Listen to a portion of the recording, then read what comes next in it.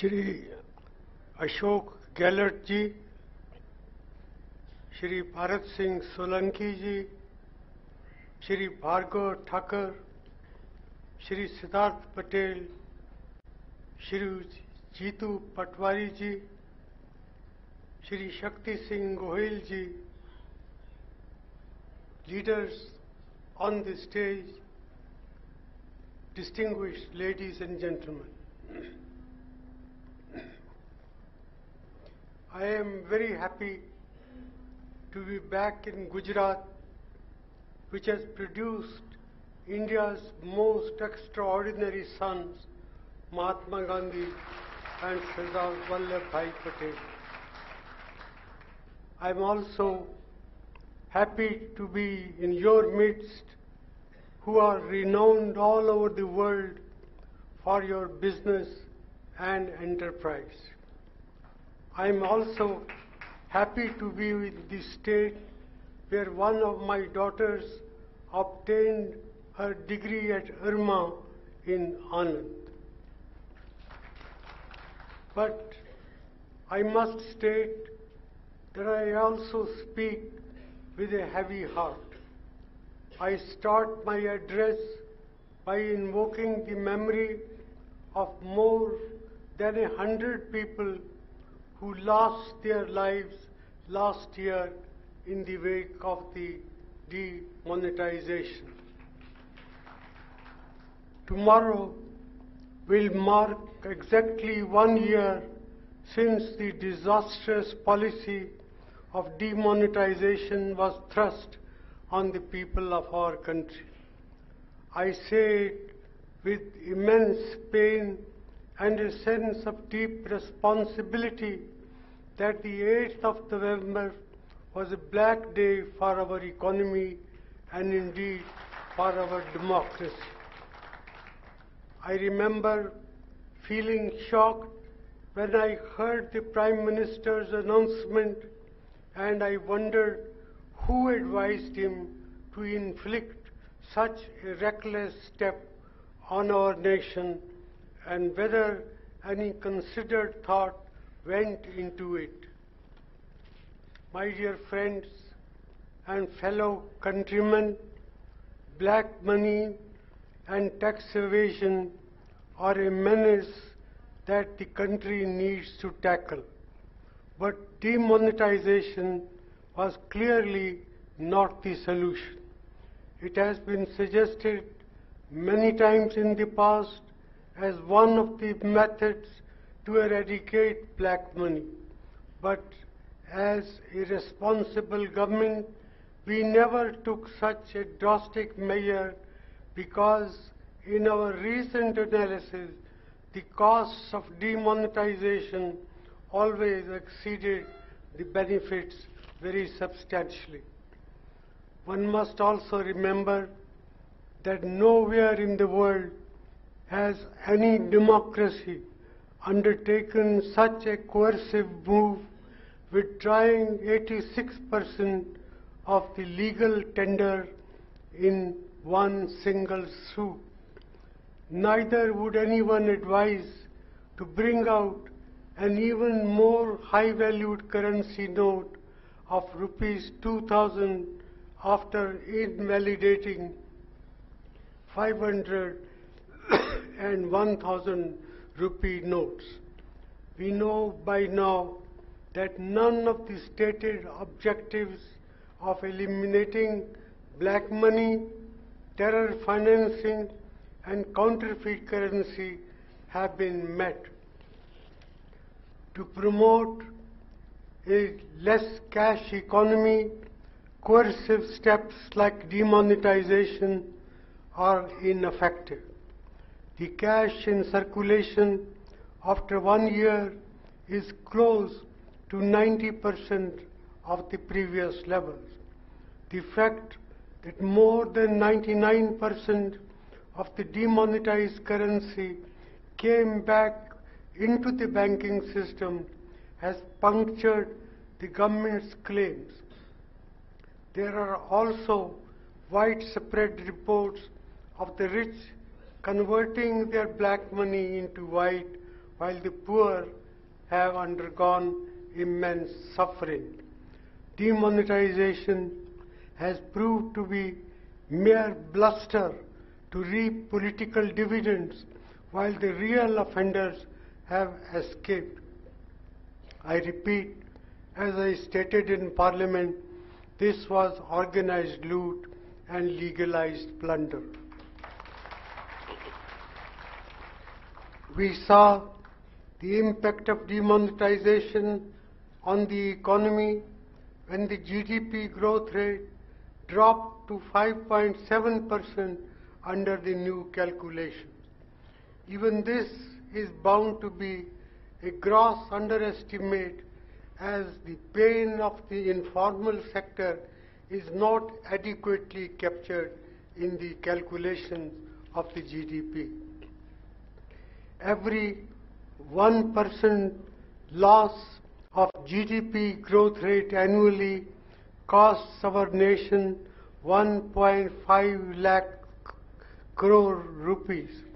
Think of the human impact from this lost growth, the lost jobs, the youth whose opportunities have vanished, the businesses who had to shut down, and the entrepreneurs whose drive to succeed has turned into disappointment. What is even more tragic is none of the lessons from this monumental blunder have been learned by the Modi government. Instead of providing relief, as I had requested in Parliament, to the poor and the marginalized, farmers, traders, and the small and medium businesses who suffered the brunt of demonetization, the government chose to inflict on them a badly designed and hastily implemented GST. This twin blow is a complete disaster for our economy. It has broken the back of small and medium enterprises in India.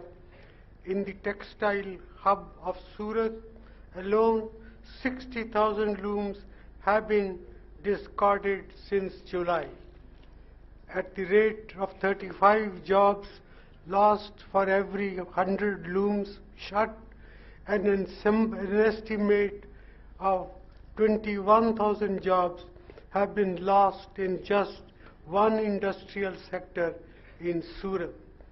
The impact in the rest of the country is equally bad, if not worse. The supply chains and credit lines of our MSME sector and industrial clusters have been greatly affected, hampering production. You are aware of the damage done to the ceramics sector in Morbi and the industries in Vapi and Rajkot. Overall, as our domestic sector is not able to cope with demand, China is benefited from this situation.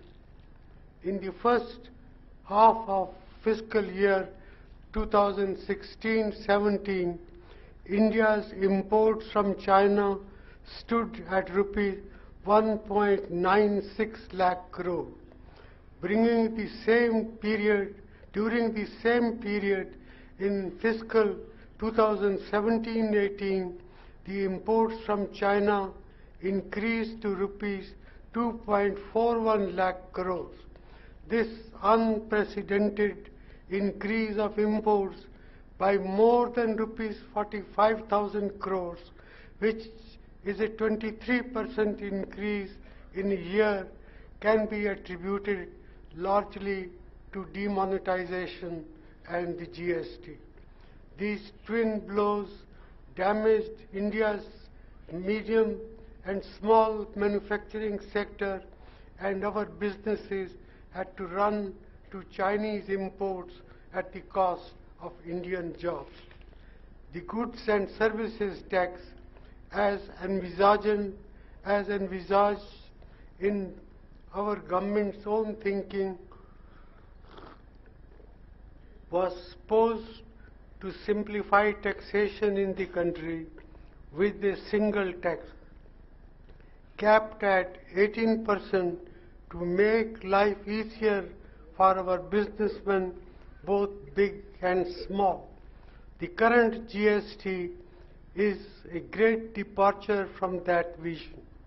It has transformed into a complicated mess with multiple slabs and rates as high as 28% along with additional cesses. This was done by the government without paying any heed to our advice both in Parliament and in private consultations. Compliance requirements under the GST have become a nightmare for small businesses. The unending notifications and changes, a repeat of the chaos of demonetization, have caused needless and endless confusion. Along with demonetization, GST has sown a deep-rooted fear of tax terrorism among the business community. At a time when the economy has slowed down considerably despite favorable global macroeconomic conditions, the fear of tax terrorism has eroded the confidence of Indian business to invest. As you know, the growth in private investment is at a 25 years low. This is terrible for growth of India's economy. My dear friends, good governance involves both the head and the heart. It pains me to say that the Union government has completely failed to do its duty on both fronts. Let me explain through the example of two of the greatest Gujaratis the world has seen. The Mahatma, who represents the heart and soul of our nation, gave us a talisman. He said, and I quote, "Whenever you are in doubt, apply the following test. Recall the face of the poorest and the weakest man whom you may have seen, and ask yourself if the step you contemplate is going to be of any use to him. Will he gain anything by it? Will it restore him to a control over his own life and destiny? In other words, will it lead to Swaraj for the hungry and spiritually starving millions?" Did, I ask, the Prime Minister stop to consider the wisdom of the Mahatma when asking the Reserve Bank Governor to sign on the dotted line, or while implementing the GST in utter haste? Did he think about the impact on those who toil in the informal sector, whose earnings have dried up because of a shortage of cash? Did he think about the millions of people who lost their jobs and had to return to their villages in despair? If the Prime Minister had paid attention to Mahatma Gandhi's talisman, the poor of India would not have suffered the way they did. Ladies and gentlemen, you know that I have seen crippling poverty while growing up in another other side of Punjab before partition. I have also seen the significant strides our great nation has taken in my lifetime, building on the foundations laid by Congress governments from Pandit Nehru to Shastri Ji to Indira Ji, Rajiv Ji, Narasimha Rao Ji to Vajpayee Ji.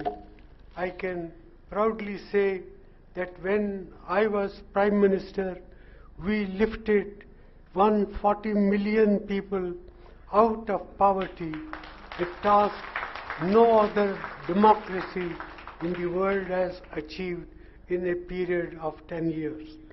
Yet, 1 in 2 Indians still remain vulnerable, and one blow can make them fall back into poverty. Demonetization and the GST were 2 blows that have probably pushed millions back into terrible hardship. So they had to turn to the social safety nets provided by the Manrega, brought in by the UPA government. The other great Gujarati who is an inspiration to all of us is the great Sardar Vallabhbhai Patel. He was the force behind uniting India from 565 disparate princely states to one united, glorious nation. When undertaking the endeavor of one nation, one tax, if the Prime Minister had taken inspiration from the resolve and attention to detail of great Sardar Patel, the outcome today would have been very different. Bravado and drama are poor substitutes for courage with conviction and the ability to execute well. When we passed the nuclear deal in the UPA, one, the intelligence and idealism of Pandit Nehru, Sardar Patel and Indiraji were our guiding lights in our endeavor to end the nuclear apartheid of India and ensure